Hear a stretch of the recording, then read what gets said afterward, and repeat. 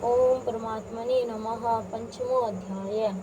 अर्जुन बोले, हे कृष्ण, आप कर्मों के संन्यास की और फिर कर्म योग की प्रशंसा करते हैं, इसलिए इन दोनों में से जो एक मेरे लिए भली भांति निश्चित कल्याणकारक साधन हो उसको कहिए। श्री भगवान बोले, कर्म संन्यास और कर्म योग ये दोनों ही परम कल्याण करने वाले हैं, परंतु उन दोनों में भी कर्म संन्यास से कर्म योग साधन में सुगम होने से श्रेष्ठ है। हे अर्जुन, जो पुरुष न किसी से द्वेष करता है और न किसी की आकांक्षा करता है और वह कर्म योगी सदा सन्यासी ही समझने योग्य है, क्योंकि राग द्वेष आदि द्वंद्वों से रहित पुरुष सुखपूर्वक संसार बंधन से मुक्त हो जाता है।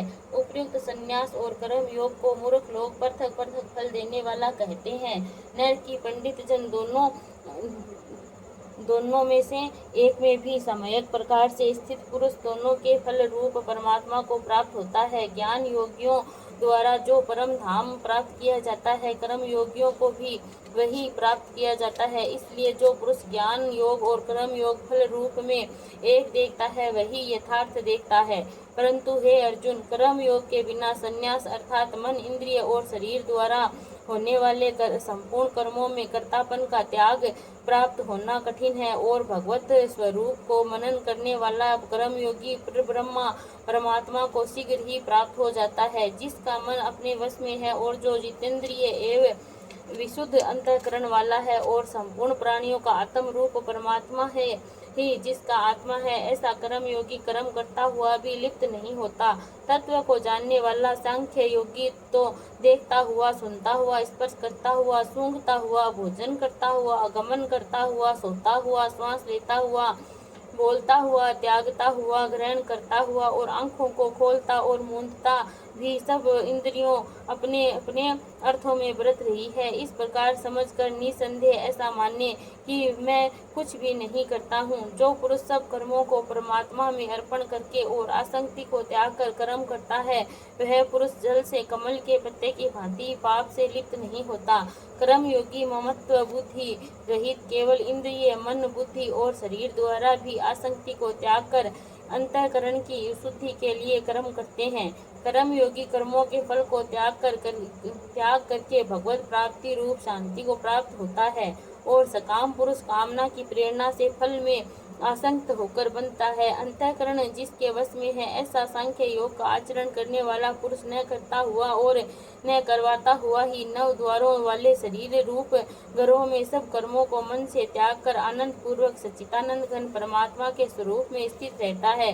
परमेश्वर मनुष्यों के न तो कर्तापन की, न कर्मों की और न कर्म फल के संयोग की ही रचना करते हैं, किंतु स्वभाव ही बरत रहा है। सर्वव्यापी परमेश्वर भी किसी के पाप कर्म को न किसी के शुभ कर्म को ही ग्रहण करता है, किंतु अज्ञान के द्वारा ज्ञान ढका हुआ है, उसी से सब अज्ञानी मनुष्य मोहित हो रहे हैं। परंतु जिनका वह अज्ञान परमात्मा के तत्व ज्ञान द्वारा नष्ट कर दिया गया है, उनका वह ज्ञान सूर्य के सदृश उस सच्चिदानंद घन परमात्मा को प्रकाशित कर देता है। जिसका मन तद्रूप हो रहा है, जिनकी बुद्धि तद्रूप हो रही है और सच्चिदानंद घन परमात्मा को ही जिनकी निरंतर एक ही भाव से स्थित है, ऐसा तत्परायण मनुष्य पुरुष ज्ञान के द्वारा पाप रहित होकर अनुपूर्वार्थी को अर्थात परम गति को प्राप्त होते हैं। वे ज्ञानी जन विद्या और विनय युक्त ब्राह्मण में तथा गो, हाथी, कुत्ते, चांडाल में भी समदर्शी ही होते हैं। जिनका मन भाव समभाव स्थित है, जिन उनके कर्म उनके द्वारा इस जीवित अवस्था में ही संपूर्ण संसार जीत लिया गया है, क्योंकि सच्चिदानंद घन परमात्मा निर्दोष और सम है, इससे वे सच्चिदानंद घन परमात्मा में ही स्थित हैं। जो पुरुष प्रिय को प्राप्त होकर हर्षित नहीं हो रहे और अप्रिय को प्राप्त होकर उद्विग्न न हो रहे हैं, वह स्थिर बुद्धि संशय रहित ब्रह्मवेता पुरुष सच्चिदानंद घन परमात्मा में एक ही भाव से नित्य स्थित है। बाहर के विषयों में आसंकित रहित अंतःकरण वाला साधक आत्मा में स्थित जो ध्यान जनित सात्विक आनंद है, उनको प्राप्त होता है। तदंतर वह सच्चिदानंद घन पर ब्रह्मा परमात्मा के ध्यान रूप योग में अभिन्न भाव से स्थित पुरुष अक्षय आनंद का अनुभव करता है, जो ये इंद्रियां तथा विषयों के सहयोग से उत्पन्न होने वाले सब भोग हैं। यद्यपि विषयी पुरुषों को सुख रूप भासते हैं, तो भी दुखों के ही हेतु और आदि अनंत वाले अर्थात अनित्य है। इसलिए हे अर्जुन, बुद्धिमान विवेकी पुरुष उनमें नहीं रमता। जो साधक इस मनुष्य शरीर में शरीर का नाश होने से पहले पहले ही काम क्रोध से उत्पन्न होने वाले वेग को सहन करने में समर्थ हो जाता है, वह पुरुष योगी है और वही सुखी है। जो पुरुष अंतरात्मा में ही सुख वाला है, आत्मा में ही रमण करने वाला है तथा जो आत्मा में ही ज्ञान वाला है, वह सच्चिदानंद घन ब्रह्मा परमात्मा के साथ एक ही भाव को प्राप्त सांख्य योगी शांत ब्रह्मा को प्राप्त होता है।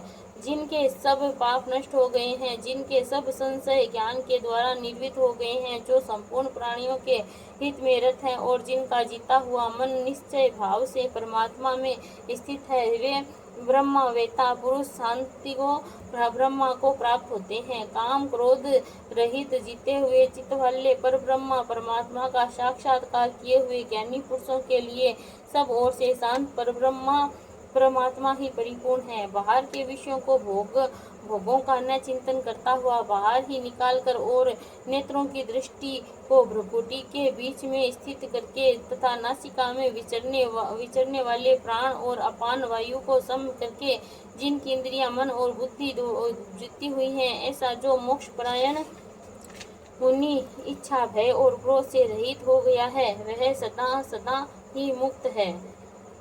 मेरा भक्त मुझको सब यज्ञ और तपों का भोगने वाला, संपूर्ण लोकों के ईश्वरों का भी ईश्वर तथा संपूर्ण भूत प्राणियों का सुहृद अर्थात स्वार्थ रहित दयालु और प्रेमी, ऐसा तत्व से जानकर शांति को प्राप्त होता है। ओम श्रीमद् भगवद गीता उपनिषदेषु ब्रह्म विद्यायां योगशास्त्रे श्री कृष्ण अर्जुन संवादे क्रम संन्यासो योगो नाम पंचमो अध्याय समापनम। ओम परमात्मने नमः।